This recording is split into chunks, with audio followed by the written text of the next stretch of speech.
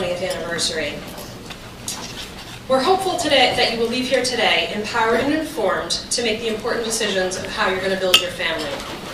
I say this from a personal experience because I sat in your seats a few years ago.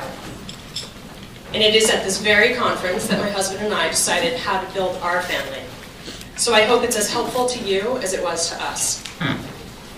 As I'm sure you can imagine, a lot of work goes into a conference like this behind the scenes. And you may be surprised to hear that Resolve New England has a total staff time of 50 hours a week. So we accomplish a lot in a short amount of time. And we're hopeful that you actually enjoy the conference. I'd also like to thank our wonderful part-time staff, Lara Cote, Beth Smith, and Stephanie Fry for their incredible dedication and hard work and devotion to Resolve New England. I also want to mention the key support of our many volunteers who give countless hours to helping this organization thrive. From our board of directors, to our peer leaders, to our office helpers. All these people give of their time and make a tremendous difference in our ability to be here for you today when you need us. If you're interested in volunteering, please see one of us. We all have a pin on, whether we're volunteers or staff, that says Resolve New England, or in your packets you do have a volunteer sheet. Feel free to fill it out, send it in, or email us. We're always looking for volunteers. I'd also like to take this time to thank our premier sponsors, Unisense Fertilitech and European Sperm Bank. Without their help and support, this conference would not be possible. As well as all the exhibitors here today. We hope that you will take the time to go around and experience what each of them has to offer. Finally, I'd like to thank our speakers who've graciously given their time to be here for you today. Before I introduce our keynote speaker, I would like to remind everyone of a few items throughout the day. Again, if you have any questions, ask someone with one of these pins on. We can help direct you or answer any of the questions that you may have. Room locations. It seems a little difficult at first, but once you get the hang of it, it's really easy. So this orange piece of paper, which was in your packet, is going to be very useful for you. One side tells you all the sessions and the room locations. You flip it around, and there's the map of the hotel. So right now, we are in the salon rooms. Down at the bottom, that's the ballroom. Right outside of us and in the hallway, there are two rooms, the seminar room and the princess room. If one of your rooms is a room that's a town name, Westboro, Northboro, you actually need to go through the lobby. So you come out of these doors, take a right again at the end of the hallway, and go through the lobby, and there's a long hallway that has all the town names rooms down there. So that's going to be very important throughout the day. Also, your evaluation forms. I know you may think, oh, I really don't need to provide my feedback. This information is invaluable to us. It lets us know how your speakers were, what you thought of the presentation, if there was something that you thought was missing during the day. Definitely fill this out. And at the end of the day, there'll be numerous locations where you can drop this off. And if you forget, our address is on the back. Drop it in the mail. Also in your attendee packet, we have an Exhibitor Passport. This is every exhibitor that's along the wall here in the ballroom. If you get 10 signatures from 10 of the exhibitors, you can be entered into a raffle. And the raffle prizes range from a $100 gift card for the Best Western, Starbucks gift cards, there's other baskets and books, all sorts of stuff, and they're all displayed out on the Resolve New England table. This is important when you get this done though. You have to deposit it over at the Resolve New England table, again, which is outside of this room, before 4:20, because we will pull the raffles at that time, and then you'll be able to pick them up at the end of the day. One more item, and then this is the last, is this voucher. This is to receive the free book from Kristen McNaughton, who her booth is right over, waving. There's Kristen. If you filled out this voucher, you do receive her book, which she has graciously donated. Thank you, Kristen. Love and Infertility, Survival Strategies for Balancing Infertility, Marriage, and Life. So make sure to fill that out and get your book today. Now, without further ado, I would like to introduce you to our keynote speaker, Elizabeth Jordan Carr. We are thrilled to have her here with us today. If you don't know, Elizabeth is and became the first baby born through in vitro fertilization here in the United States in 1981. Because of that, she's been followed and watched by the press since her birth. She attended her first press conference at the age of 3 days old. She's been on the cover of Life magazine as a baby, and even had cameras following her around at high school football games. With all that media attention, Elizabeth has put it to good use and became a journalist herself. She's currently the social media marketing manager for the Boston Globe, boston.com. On Being Normal is the title of Elizabeth's speech today, and we are thrilled to have her here. Please join me in giving a warm welcome to Elizabeth Jordan.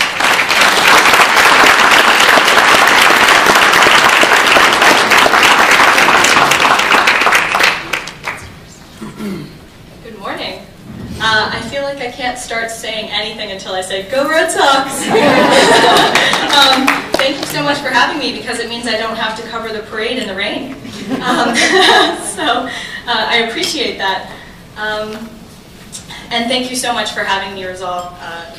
It's great to be here, and so nice to have resources available for people.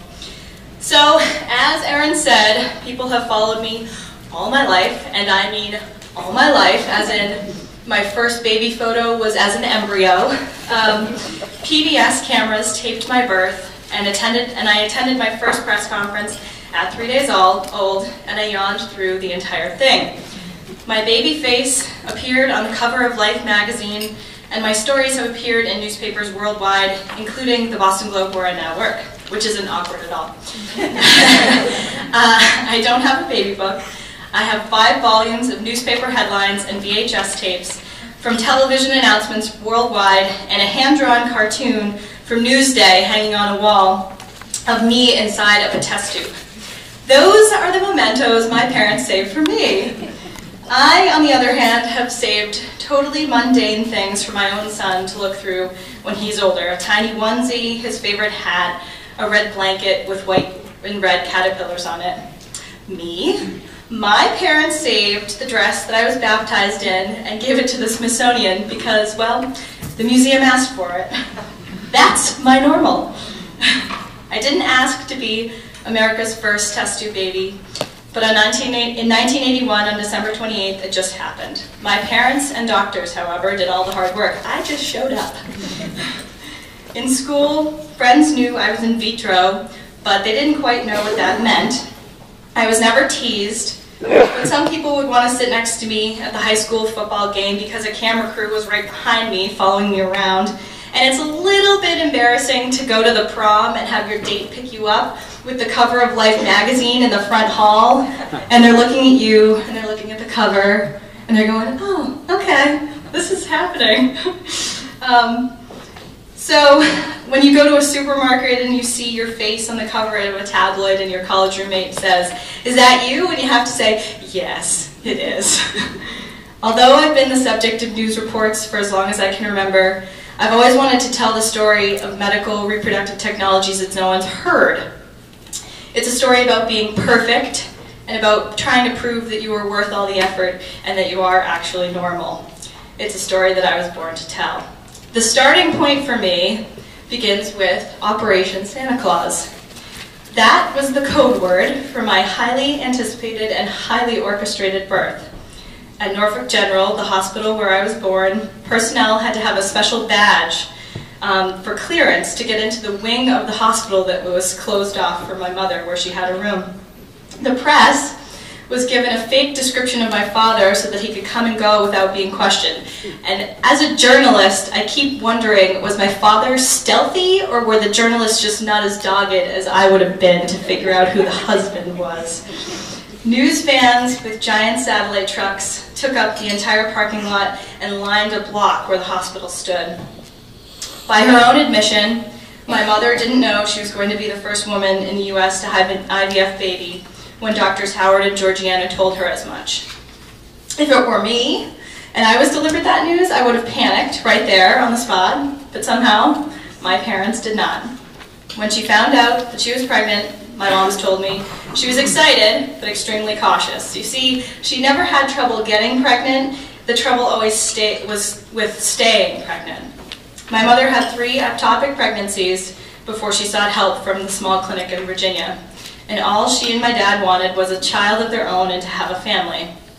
That desire, I think, is what allowed them to have the strength and courage to overcome any kind of fear or doubt they had about this unproven thing called IVF. When the doctors confirmed that my mother was indeed pregnant, they told my parents that there would be opposition to this, and they gave them the option to keep their story private. Their names would not have to be released, the doctor said, and my mother could give birth in a hospital in Massachusetts, where IVF was illegal at the time, if she so desired. But my parents decided on the spot that they didn't want to keep their story private. They felt that if their face and journey against infertility could be overcome through technology, and it would help just one family, that they too could have a child of their own, then the lack of privacy would be worth it. So they decided they would have their baby in Virginia since it was home to the cutting-edge technology where other states had banned it. Growing up, I always knew my parents were strong and brave, but now, as an adult, I know just how strong and brave. In fact, my mom came with me today. Wave hi, Mom. I'd love to embarrass her as a daughter.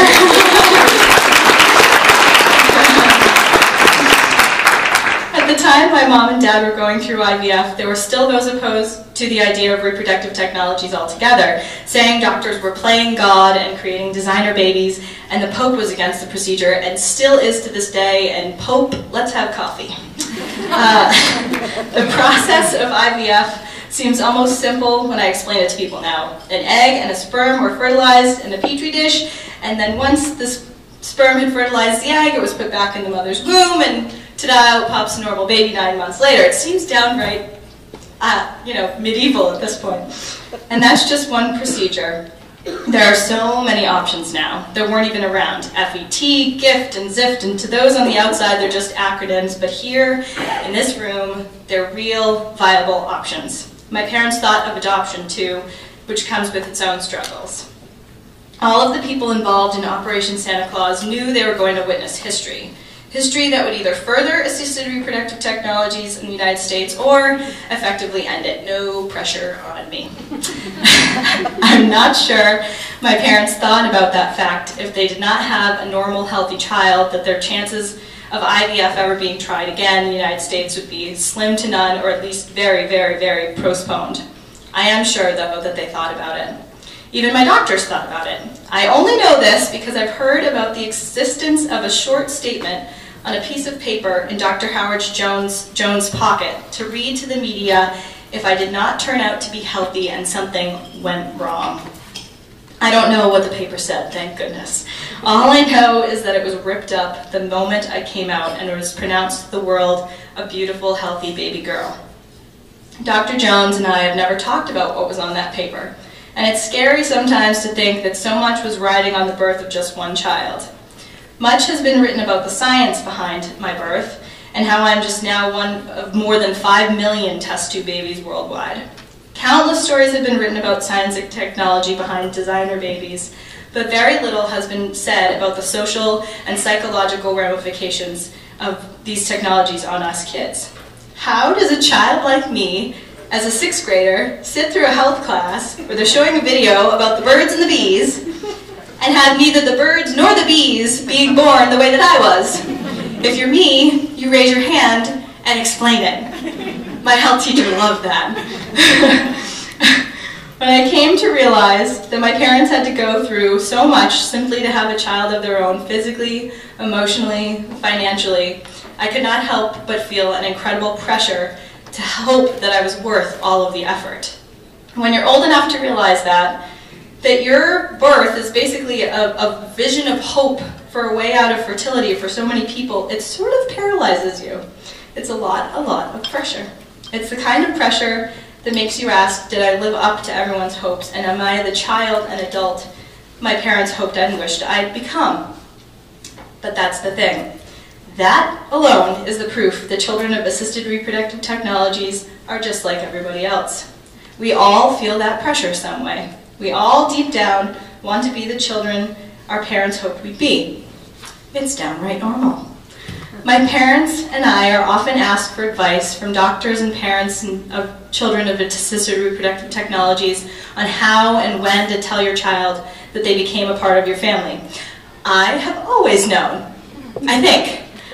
The first time I realized I was not like everybody else was also the first time I watched the Nova documentary of my birth, A Daughter for Judy.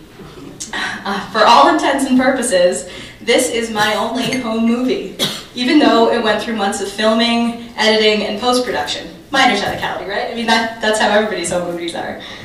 The experience of watching it for the first time, however, was unlike popping in a home movie that makes you nostalgic. Instead, it was very much an experience where I can remember thinking that I was watching history unfold, and not just any history, it was my history and world history, and I was the one making the history.